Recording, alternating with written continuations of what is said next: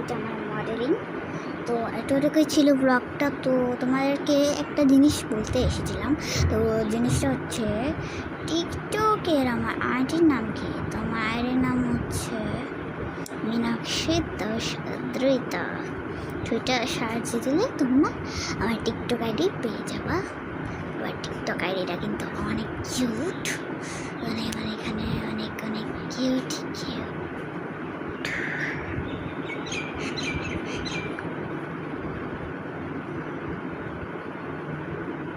তো তো তো তো তো গাইস, একটু ছিল ব্লগটা। তো তোমরা ভাবছো